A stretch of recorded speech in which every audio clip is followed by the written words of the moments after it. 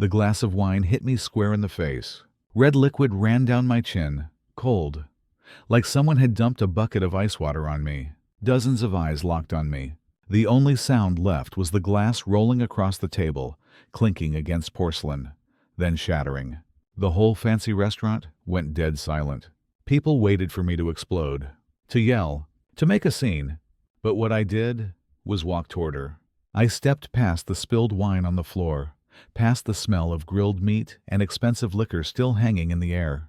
The warm yellow light fell on her face, a face I'd memorized for 3 years, now tense, cold. I stopped in front of her, and I pulled her in, held her tight. The whole room held its breath. It wasn't forgiveness. It wasn't a plea to stay. It was just to hold on to the very last moment my heart could still take. In that embrace, I felt everything that had been. The dinners I ate alone at a cold table. The unanswered messages. Her mother's glance, sharp as a blade. All the signs I chose to ignore, until today, when they finally crashed down on me. Her warmth made my chest tighten. A part of me wanted to let go of everything and just hold her like we used to. But another part was quietly breaking. And this time, I knew there was nothing left to save. I let go. The final hug. I took a folder from my jacket and set it on the table in front of her. My voice was calm, so calm it felt like it came from someone else. This was the last hug. From now on, let the lawyers do the talking. No one moved, not a single breath. I turned my back on that warm yellow light and walked toward the dim doorway, where everything in my life was about to change, all because of one last hug. My name is Daniel. I'm 35, a software engineer, the kind of guy people picture in a dim room, staring at lines of code, quiet, kept to himself. That's me. I've always been more comfortable in the corner, watching people, rather than stepping into the spotlight. Elisa was the complete opposite. Wherever she showed up, the room felt brighter. Her eyes, her voice, the way she carried herself, everything about her pulled people in. The day I met her at a tech conference, it felt like I was dragged out of my own little world. She was just there to tag along with a friend. I only planned to sit and listen. No one expected that two complete strangers like us would end up talking for 2 straight hours, forgetting everyone else around. 3 years later, we got married. It was a small, simple wedding. I still remember that morning. Soft sunlight, her white dress, plain, yet breathtaking. When I held her hand and walked out of that chapel, I told myself, as long as I give it everything, as long as I love her, that's enough. But even that day, I knew there was one pair of eyes that wasn't happy. Her mother's, she didn't need to say a word. I could see it. In her eyes, I was harmless, but not someone her daughter could proudly show to the world. The first months of marriage felt calm. I woke up early, made breakfast, drove to work. In the evenings, no matter how tired, I'd stop by the bakery for the bread she liked. We had dinner together, laughed over some random movie. On weekends, I'd take her for a drive, pick up a few flowers on the way. The house was small, but it had laughter. I still remember one rainy afternoon, the sudden downpour. She dragged me out to the porch. We got soaked, shivering, laughing like 2 kids. I kept that moment like a treasure. It made me believe that if I just loved her enough, happiness would grow roots and stay. But then, cracks started to appear.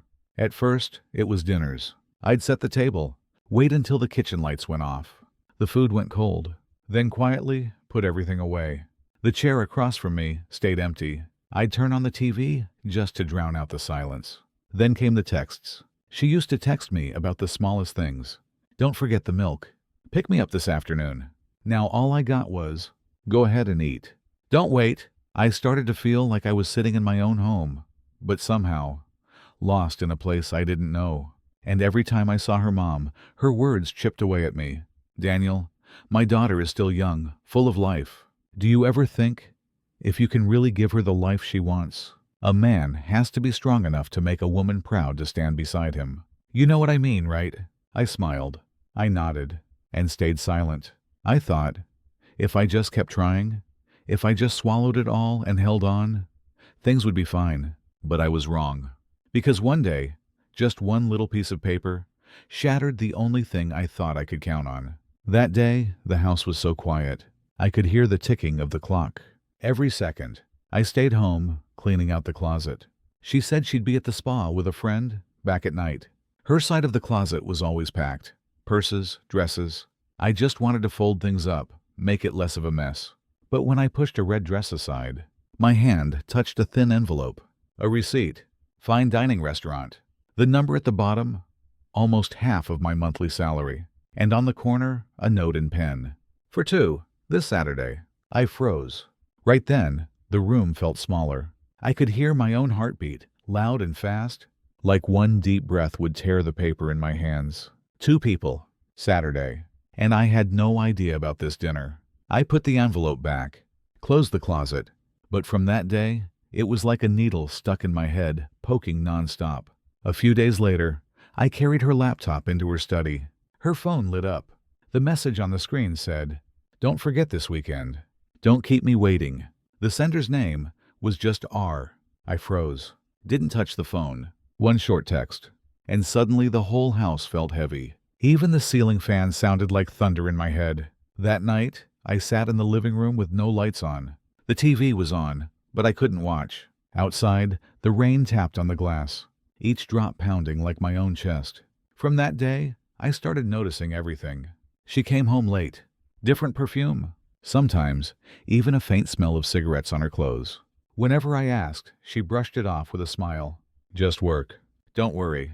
But that smile, it didn't belong to me anymore. One night, rare as it was, she came home early. We had dinner together. I placed a piece of fish in her bowl. She just kept texting. "Lately, you've been leaving early, coming home late. Is there something you want to tell me?" I asked, softly. She looked up, smiled. A smile so cold it made me shiver. "You think too much. Eat." "I have to go." She left. The food on the table went cold. So did I. That night, for the first time in 3 years of marriage, I couldn't sleep. It felt like I was holding on to something that kept slipping right out of my hands. A week later, her mom called. "Daniel, we're having a family dinner this weekend at a nice restaurant. You take care of the bill, okay? A man has to show he can handle things. It's embarrassing when a woman has to pay, you know." The restaurant she named was the same one on that receipt. In that moment, everything came together. The picture I'd been avoiding finally stared me in the face. Sharp, clear. I sat in the dark, hands over my face, and I knew something was waiting for me that day. This time, I won't close my eyes and pretend everything's fine. The weekend came faster than I thought. That morning, the city was bright and clear, as if nothing had happened. But inside me, everything felt heavy as stone. All week, the image of that receipt and that message kept pressing down on me over and over. I knew tonight would change things. I didn't know exactly how, but I was sure, once I walked out of that dinner, I wouldn't be the same man anymore. That afternoon, I got ready, more carefully than usual. White shirt, pressed, tie straight. In the mirror, I looked calm, but my eyes were pulled tight like strings. Elisa sent a short text. "See you at the restaurant, 7 p.m. No emoji, no extra words. Like a stranger texting. The restaurant was on the top floor of a luxury building. When the elevator opened, the smell of perfume and wine rushed in. Warm golden light poured over white tablecloths, silverware gleaming. I arrived 10 minutes early. Inside, her mother was already there. Straight posture, a face that couldn't hide control. 2 relatives sat beside her, talking loudly. "Daniel," she said, her eyes scanning me like she was inspecting an item. "Tonight is important. Don't embarrass me." I nodded, only said, "Yes, ma'am." Elisa walked in a few minutes later. She wore a red dress, the same one I'd seen in the closet when I found that envelope. She was stunning. The whole restaurant turned to look, but the smile she gave me, as beautiful as it was cold. She sat next to me, gave a small nod, like a polite hello. Dinner started. The clink of knives and forks, laughter. I sat there, listening to them talk about new condos, expensive vacations, about successful men everyone admired. Sometimes someone would ask, "How's work, Daniel?" I'd answer, "Good." And just like that, they turned back to their world, like I was only there to fill a chair. Then came the wine, red, swirling in the glass, the light bouncing off, spilling sparkles onto the white tablecloth. Her mother raised her glass, eyes sharp. A toast to Elisa's future. I lifted my glass, touched it to my lips, but didn't drink. In the wine, I saw my own reflection. Tired, distant. The main courses arrived. Lobster, steak, dishes I rarely order. I ate slowly, silently watching. Sometimes she tilted her head, sneaking a look at her phone under the table. The glow of the screen lit her face, and each time it felt like a fist tightening around my heart. I clenched the tablecloth, knuckles white. And in my head, just one question. Is he here? Or are you just waiting for this to end, so you can go to him? Then the check came. Her mother glanced at it, then slid it to me. Daniel, you can take care of this. I set my fork down, placed my hand on the bill. My palm was damp. $972. Not a number I couldn't pay. But in that moment, something inside me snapped. Elisa looked up and gave me a small signal. Just a second. But in her eyes, I saw nothing that still belonged to me. She leaned closer, whispering, "Pay it. Don't make everyone wait." Her mother cut in, voice sharp. "Daniel, a man who lets a woman sit here waiting on the bill. What will people think? You want them to laugh at us." The room thickened. Even the air felt heavy. I looked down at my glass and saw myself in it. A stranger, lost in his own life. And for the first time in 3 years, I let go. I looked up, a faint smile on my lips. My voice low, but every word clear. "Tonight, I'm not paying." The room went silent, like all the air had been sucked out. My words, "Tonight, I'm not paying," hung over the table like an unexploded bomb. Elisa frowned, a thin smile on her lips. "Stop joking, Daniel. Give me your card." I shook my head, kept my eyes on hers. "I'm not joking. Tonight, I won't pay." Shock rippled across every face. Her mother set her glass down with a sharp click. Leaning toward me, her voice cracked like a whip. "Daniel, have you lost your mind? Don't shame this family. Pay. Now." I sat still, one hand resting lightly on the bill. There was no fear left in me. The worst had already happened long ago. I no longer had a place in her heart. Elisa leaned close, her voice low, each word cutting like a blade. "Are you paying or not? If you don't, we're done. Right here." I looked at her, for so long that I saw the stranger in my eyes, reflected back in hers. Every lonely night, every unanswered text, every sign I chose to ignore, they all came crashing down in that one moment. I said nothing. A sharp exhale broke the silence. She grabbed her glass and threw the wine straight in my face. Cold, sharp. It ran down my collar, burning against my chest. And in that moment, 3 years of patience, 3 years of trying, spilled out with that red wine, leaving me with an empty glass.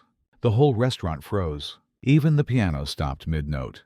A waiter stood frozen, tray shaking in his hands. Her mother leaned forward slightly, a faint smile, waiting for me to explode. Slowly, I picked up a napkin, wiped my face, one stroke at a time. No rush, no sound. Then I stood up. Every eye followed me, the air so thick it felt like it pressed down on my chest. I walked toward her, every step heavy. Her mother raised an eyebrow, expecting me to yell, but I didn't. I opened my arms, and I hugged her. The entire room held its breath. Not a single sound. I held her tight, not to forgive, not to hold on, just to feel, one last time, the warmth I had once loved. In that embrace, time stopped. Her familiar perfume, the faint smell of wine, her breath quick, uneven, my heartbeat slowing down, as if trying to memorize this moment. I whispered softly, just for her to hear, "This is the last hug." A second of silence, the weight of the entire room pressing on my shoulders. And then I let go. I took an envelope from my pocket, placed it on the table, my voice steady, like I'd rehearsed it 100 times. "Everything you need is in here. From today on, let the lawyers handle the rest." I turned to the waiter, handed him my card. "Split the bill. I'll pay for what I ate. The rest, she can take care of." Her mother stood up, shouting, "Daniel, how dare you!" I looked straight at her. "Ma'am, tonight, I have nothing left to learn about pride. Nothing more to say." Silence swallowed the room. I signed, put my jacket on, and walked away. Behind me, I heard my name, shaking, breaking. I didn't look back. The door opened. A rush of cold air swept in, carrying out the laughter, the music, And 3 years of holding it all in. I walked out, each step loosening a chain that had bound me all this time. Outside, the city lights were bright. People were laughing, and for the first time in years, I felt light. Tonight was the end, but it was also the beginning of a life where I no longer sit alone in the dark, waiting for someone who was never really mine. The restaurant door closed behind me, but in my head, I could still hear the splash of wine. The whispers. Every step I took down that bright street felt like another stone on my shoulders. That night, the apartment was pitch black. I didn't turn on the lights, just sat down on the sofa. My shirt was soaked with wine. Drops of it hit the floor, one by one, like a clock ticking against my chest. My phone wouldn't stop buzzing. Messages, calls, from Elisa, from her mother, from her relatives. Come back. Now. Have you lost your mind, Daniel? You've embarrassed us. I regret letting my daughter marry you. I buried my face in the table. Let the ringing go on until it finally stopped. Some conversations only push people further apart. And we were already too far. No words could fix it anymore. I stayed awake all night. In the dark, I thought about the beginning. That first afternoon, I brought her home to my small, simple apartment. I'd bought a cheap little bouquet, a tiny cake. She laughed that day, bright, like spring itself walked into the room. And 3 years later, under lights just as bright, all I had left in me was enough strength to hug her one last time and walk away. The next morning, the doorbell rang. Elisa stood there, still beautiful, but her face was pale, her eyes red and swollen. Beneath the anger, I saw a flicker of fear. Are you happy now? Do you know what my mother said after what you did last night? I said nothing to say. She snapped. You've changed, Daniel. You're not the gentle man I used to know. No, I said slowly. I'm still the same. You're just not looking my way anymore. She took a deep breath, as if swallowing her anger, then pulled a stack of papers from her bag. If this is what you want, then sign it. Divorce papers. I stared at the pages, took a long breath. The black letters blurred in front of me, not from tears, but from a bone-deep exhaustion. I'll sign, I said quietly. But before I do, I just want to know one thing. Why? Why did we end up here? She said nothing. Outside, the city was waking up. Inside, there was nothing but the sound of our breathing. Finally, she let out a breath, spoke softly. These 3 years, I kept waiting for a different life, a different feeling. You're good, Daniel, but good isn't enough. I'm tired of walking next to someone no one even notices. Her words cut like a blade. I didn't move, didn't speak. And then, almost without meaning to, she said it. He makes me feel alive. I looked her straight in the eyes. That look stopped her words cold. And right there, I knew there was nothing left to hold on to. I stood up, picked up a pen. Before I put it down on paper, I looked at my name printed on that page. 3 years ago, that name was a promise. Now, it was just an ending. I signed.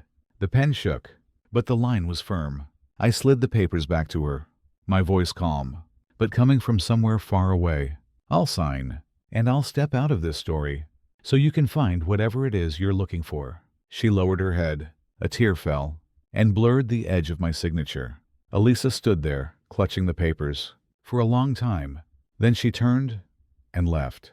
The door closed behind her, leaving the apartment hollow, heavy. I sank into the chair, buried my head in my hands. The room shrank around me, choking the air out of my lungs. Just one night after that dinner, the video of me, wine dripping down my face, walking out, was already all over social media. Someone had filmed it, and the comments came fast. Poor guy. How humiliating. No wonder. He looked so weak. My phone kept lighting up. Her mother called. Relatives texted, sharp, angry. Daniel, you've shamed this family in front of everyone. If you want out of this marriage, don't expect to take anything with you. I didn't respond. Just flipped the phone face down and let it buzz until it went silent. In the morning, I still went to work. But everyone could see something in me had changed. One close coworker pulled me aside. You okay, man? You've looked lost all week. I forced a smile. Said, I'm fine. But that word, fine, was just an empty shell. A cover for a body full of cracks. At night, the apartment was cold, empty. No sound of heels on the floor. No trace of her perfume in the bathroom. Dinner table with one plate, and an empty chair across from me. One morning, her mother called again. "Daniel, you think this is over? The apartment? The car? Everything will be settled in court. You won't keep a thing."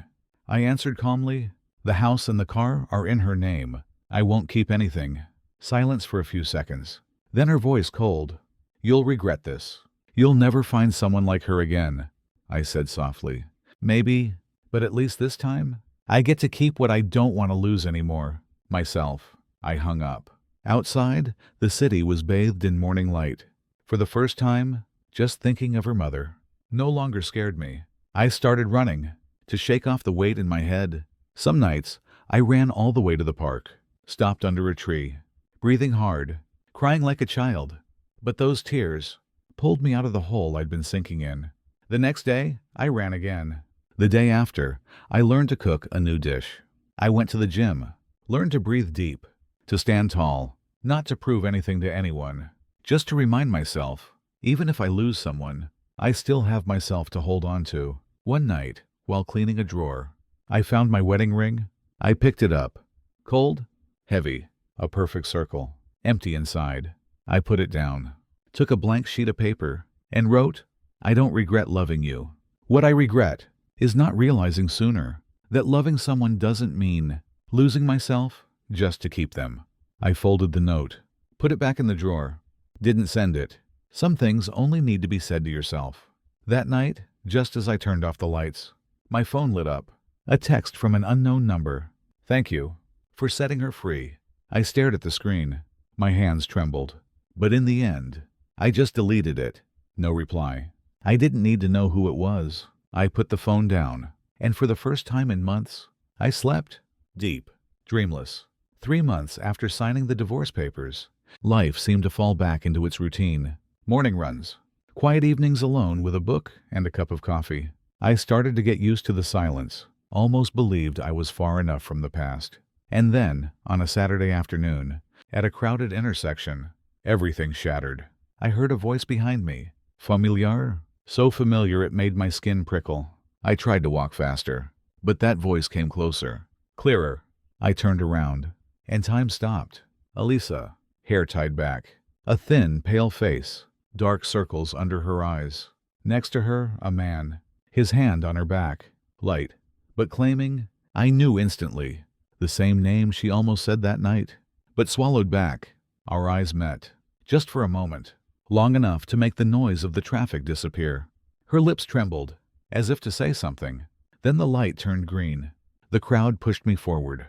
This time, I didn't look back, but that image stayed with me all night.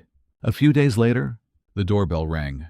I opened the door. Elisa stood there, alone, no red dress, no makeup, just an old coat, and red, swollen eyes. She said she wanted to talk. I quietly stepped aside. She sat across from me. Her eyes stopped on a faint stain on the table, a mark left by the wine she threw at me that night. She reached out, gently touching it, as if that faint mark was the only thing left of our marriage. "I'm sorry for that night," she said, voice hoarse. "Not for the divorce, but for the way I chose to walk away. I know you don't want to hear this, but I need to say it." I stayed silent, rested my hand on the table. The wedding ring I'd taken off months ago still lay there. She looked at it, her eyes filled with tears. She took a deep breath and began. "The man, R, was a business partner. The day I met him, I felt seen, wanted.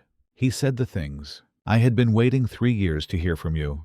I thought that was love. But it wasn't. 1 month after our divorce, he left. He never loved me. He just wanted what he couldn't have." Her voice broke. I finally realized I was wrong. I ran after an illusion and destroyed, with my own hands, the only thing that truly mattered. I listened, feeling more sad than angry. Anger wouldn't matter now. The pain had already passed its peak long ago. She looked up, tears streaming. "I didn't come here to ask you back. I just wanted you to know the truth.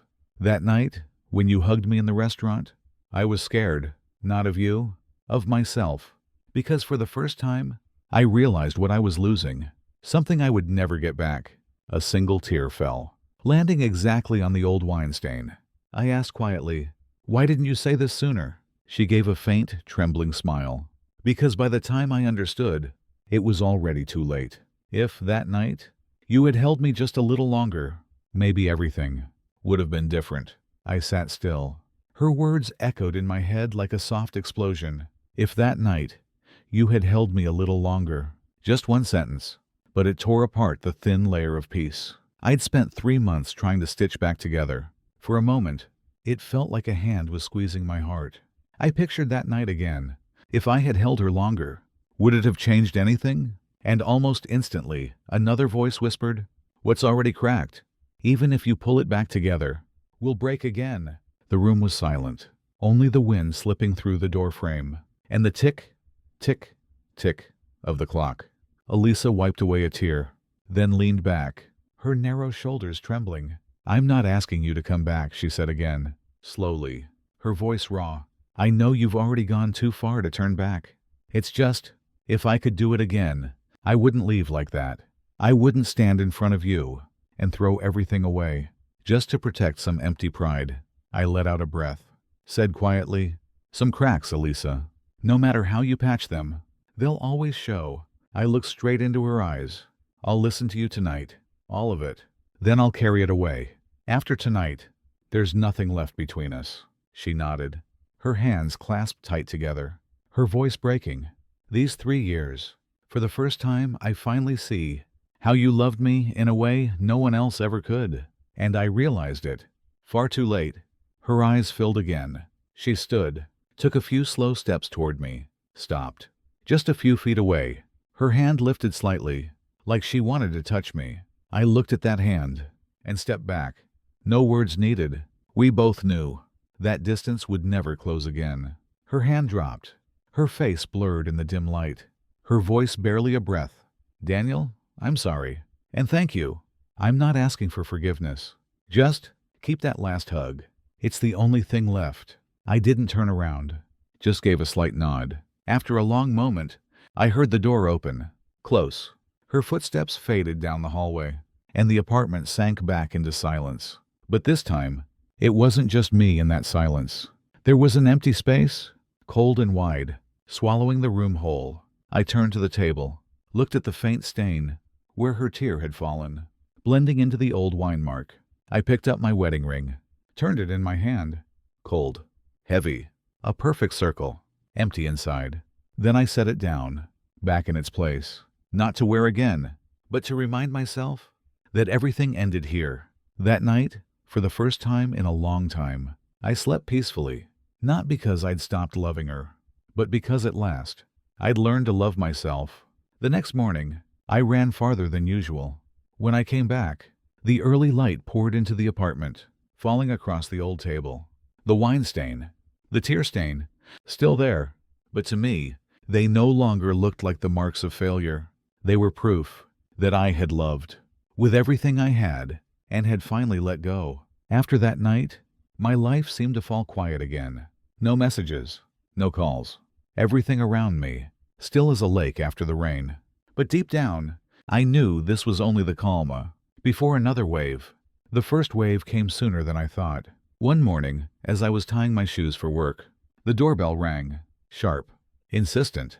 I opened the door. Elisa's mother, the same sharp eyes, but now with dark circles underneath. She didn't wait to be invited in, walked straight through the door. "Daniel," she said, her voice cold as steel. "We need to talk." She sat down, didn't look around the apartment. "You think signing those papers is the end? Do you know what people are saying about you and her? News, social media, family. Everyone is laughing at us." I poured a glass of water and set it in front of her. She didn't touch it. Her voice rose, beating down like rain on a roof. "Do you know what this has done to her career? People don't see her work anymore. All they see is that night in the restaurant, her standing there alone, while her husband walked out." I sat down, palms pressed to my knees, hiding the slight tremor in my hands. "With all respect," I said quietly, "what's done is done. I chose to walk away, and I don't regret it." Her eyes narrowed. "You think that was right? A man is supposed to endure, to protect pride. You walking away like that? You humiliated her. You humiliated this family." I drew in a slow breath and answered, What pride is left when the person you love is no longer with you? I didn't walk away to humiliate anyone. I walked away to save myself.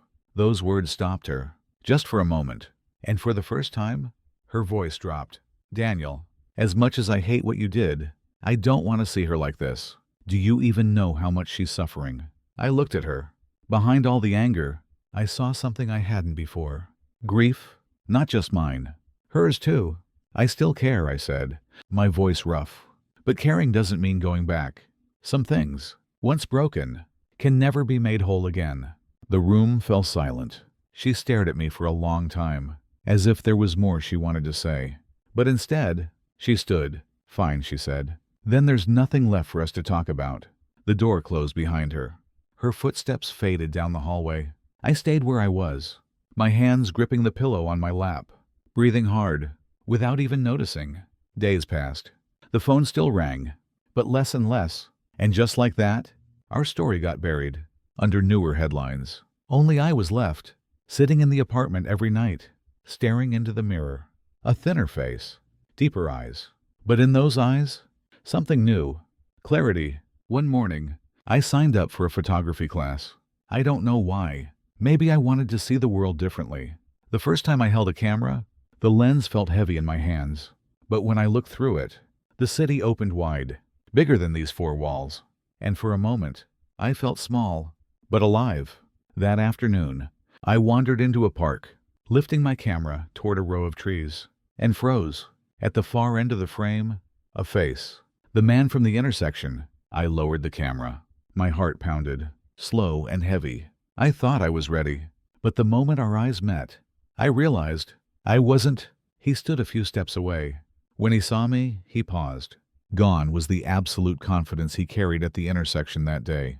He straightened his cuff, took a step closer. His voice low. Daniel, finally, I guess you must hate me. I didn't answer right away. My heart was pounding in my ears. But my hands stayed steady on the camera strap. I looked him straight in the eye. Hate or not doesn't matter anymore. What happened between me and Elisa is over. He shrugged. A faint, awkward smile. Yeah, it's over. But have you ever thought, if it weren't for me, maybe the two of you would have just stayed stuck? Ever thought of thanking me? I saw something like a challenge in that smile. Slowly, I answered, you want me to thank you for teaching me what it feels like to trust the wrong person. He went silent for a moment, then took another step. I won't deny I was wrong. I thought I wanted her. But what I really wanted was to pull her out of that calm little circle you built around her. Circle, I repeated, my eyes still locked on his. You're too quiet, he said. His voice dropped. A woman like her, standing next to a man like that, she feels lost. I barely touched that circle, and she stepped out on her own. I gripped the camera strap tighter, felt the plastic bite into my palm. I took a deep breath. Maybe you're right, but you're wrong about one thing. No one pulled her away from me. She chose to leave. And once someone steps out, there's no path back. He gave a small laugh, but his smile trembled. You're right. And in the end, she left me too. Turns out, no one can hold on to anyone. We both fell silent. The wind moved through the trees, and for a brief moment, I saw in his eyes, beneath all that arrogance, a kind of exhaustion I knew too well. His voice softened, almost breaking. I didn't come here to justify anything, only to say, I'm sorry. Sorry for stepping in. Sorry for not being good enough to walk with her till the end. And thank you for letting go. Because of that, I got my chance. Even if, in the end, I lost her too. When he finished, he lowered his head, avoided my eyes. His fingers twisted together, as if he didn't know where else to put them. I raised the camera. Through the viewfinder, he stood small, framed by the trees. Click. The shutter closed like a door. When I lowered the camera, he had already turned away, walking quietly, never looking back. I stood there for a long while. The wind blew through the leaves. I looked at the photo, his figure shrinking, blurring into the sky. And in that moment, I realized I no longer carried any questions. I didn't need to know who was right or wrong. We'd both paid the price for the choices we made. I put the camera away, looked up at the sky, now leaning toward dusk. And for the first time in a long time, I felt my steps grow lighter. Not because I'd forgotten, but because at last I had learned to let go. That evening, as the sun disappeared behind the trees, I kept shooting, every shutter click capturing a world no longer heavy with the past, but full of space to start over. There are nights when the city lights come on, and I sit alone by the window, watching the traffic flow below, long trails of light. From up here, everyone looks the same, rushing, busy, carrying things no one else will ever know. I used to be like that too, running with everything I had, to hold on to something I thought would last forever. Then it broke, and I thought I broke with it. But in the end, I found there was one thing left: myself. One autumn morning, I took my camera to the lake. In the pale sunlight, I saw a little boy sitting on the edge of the pier, feet swinging, eyes staring at the ripples in the water. Not sad, not happy, just quiet. I raised the camera and clicked. Later, looking at the photo, I saw myself in that gaze, no longer waiting for anyone, just watching the water, seeing the world reflected in it. I printed that photo, framed it, hung it by the table. Every time I walk past, I stop for a few seconds to remind myself, learn to sit with yourself first, before you try to move on. Sometimes people text me, I heard Elisa left her old company. I heard she's starting over. I say nothing. Her path and mine now run in parallel, no longer crossing. I'm not angry. I don't resent her. Only sometimes, on a certain kind of afternoon, I remember those last eyes, blurred with tears, just before the door closed. Life slowly found a new rhythm. I started taking small photography jobs, not for the money, just to step outside more often. Every time I press the shutter, it feels like opening a small window in a room that used to be dark. And through it, I see a world bigger than the pain I once thought was everything. One evening, I stood on a bridge. As the sun sank behind the buildings, the wind from the river was cool on my face. I followed the current with my eyes and asked myself, if 3 years ago I had known how this would end, would I have chosen differently? The answer came clear: no, because without going through it all, I would never have learned how to stand alone. I would never have known what it means to love someone with everything I have, and then to learn how to love myself. That night, when I got home, I opened my email. Between all the work messages was a small one: invitation to a community photography exhibition. It was from the instructor of the class I'd just started. She wrote, "There's a quietness in your photos. That's rare. If you'd like, submit a few shots for the exhibition at the end of the month." I read it and sat there, silent for a while. It wasn't a big thing, but to me, it felt like a door quietly opening. For the first time, the world outside was asking me to add a small piece of myself to it. I stood up, threw open the window. The night wind swept in, carrying the sound of distant horns and the scent of a city after rain. The golden glow of the streetlights poured into the room, falling on that photo of the boy by the lake, making it seem a little brighter. I looked at my camera on the table, and for the first time in a long time, I felt peace. Not the silence of sadness, but the silence of a new beginning. I told myself, not everyone stays with you to the end, but everyone who passes through leaves a piece of themselves in your story, and that's enough. I reached for the camera, held it to my chest, and smiled. Tomorrow, I will start again, and this time, I'll walk forward with my hands free,